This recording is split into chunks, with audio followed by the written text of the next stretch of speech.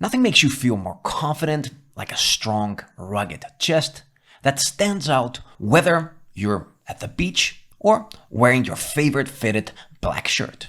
Unfortunately though, because of its complex structure, the chest is one of those areas that most men struggle to develop. Like any muscle, not only does it require consistency and hard work, of course, but it also requires smart work, making sure you're training all lower, middle, and upper parts in order to get that full, aesthetic, ancient Greek statue-like kind of look. By the way, if you're new here, don't forget to download Bodyweight First, our free guide, which is how I got my best results in the beginning, link below. Still, this doesn't mean that you'll be needing a ton of different exercises and equipment. Rather, as long as you focus on the right 2 exercises, which by the way, you can perform almost anywhere, you won't be needing anything else. When training the chest, most guys will usually train the midsection, doing something like a flat bench press or basic push-ups. Next, maybe they'll train the lower chest by adding some chest dips, but the part they will typically neglect the most is the upper chest. So why is that important? Well, when you neglect developing that more symmetrical look by focusing also on the upper chest, you end up more with a sloping, kinda feminine look rather than building that more round, full, rugged, and manly look.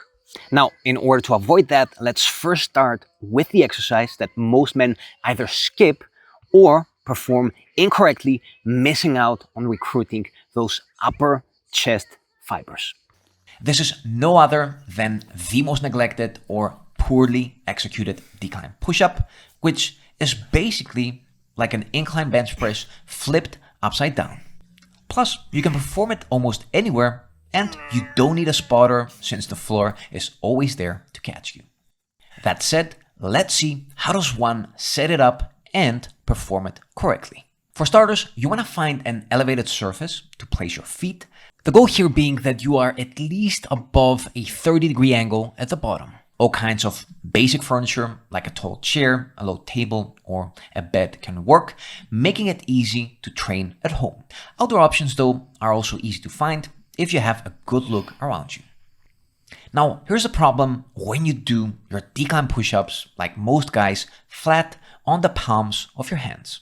You either start to arch your back in order to get that deeper range of motion, which turns this simply into a harder flat push-up, or if you keep your form strict, then your head simply gets in the way, you can't go deep enough, and you miss out on that stretch of the chest, which is important if you want to make sure that you are recruiting your chest instead of just training your triceps. To fix this, all you need is a pair of parallettes or gymnastic rings, or alternatively, doing it on a flight of stairs or elevated surfaces, as I'll show you later on. Parallettes are also one of my favorite options here, since other than having your face, or later on when you get stronger, your weighted vest get in the way of full range of motion, you also have more stability that allows you to push the exercise harder, which brings me to my next point. By the way, for my favorite recommended equipment, and if you want to support the channel, you can always check out the description of the video below. The third and most important thing for building an impressive chest, as with any muscle, is making sure you're getting consistently stronger. So once you can do 20 perfect form reps with a pause at the bottom instead of bouncing up, what you want to do next in order to make the exercise harder, you want to start loading yourself with a decent weighted vest that sits nice and tight on the upper part of your back. At this point, you might wonder, what about that more middle part of the chest? And this is where, most guys will recommend making sure that you also do a flat horizontal push, like a basic push-up, which of course this is something you want to start with in the beginning and master. But later on, especially if you're pressured by time and you also want to focus on building the rest of your body, as you should, I'm going to argue that chest dips and decline push-ups is all you need.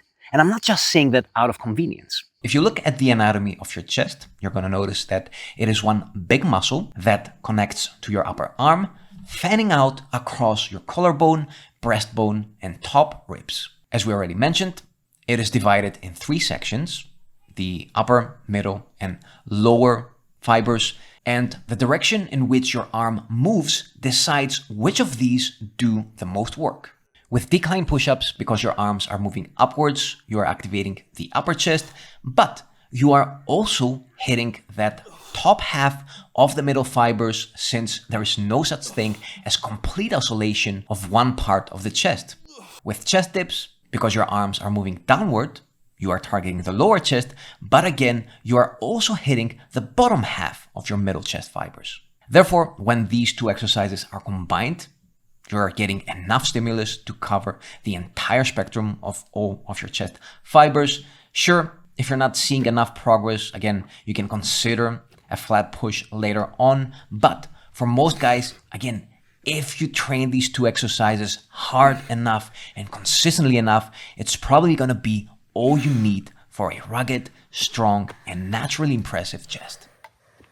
Now, if you don't have parallettes, another way that you can do these is on a staircase or any like double height kind of ledges where you get, again, enough of that decline, and you can also grab the end of the ledge in order to get that deep range of motion without having your face stopping you.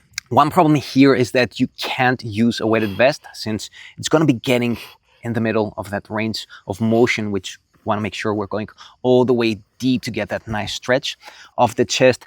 What I do in that case is use a backpack and some extra weight in it, but because the backpack tends to slide forward and knock you on the head, another hack that I'm doing here is using just a regular leather belt, like an old one, in order to keep the backpack from sliding forward. Obviously, if you have something like a special backpack with a hip belt, that can also work. In summary, if you want to get the best results out of this exercise, make sure that you're always getting that deep range of motion. You're never bouncing up from the bottom. You start from that complete dead stop, and you never arch your back, always keeping it slightly above neutral in order to really lean into the exercise and stretch those upper chest fibers. That was all for today. If you enjoyed this video, make sure you leave a comment below, like it, and subscribe if you're new here.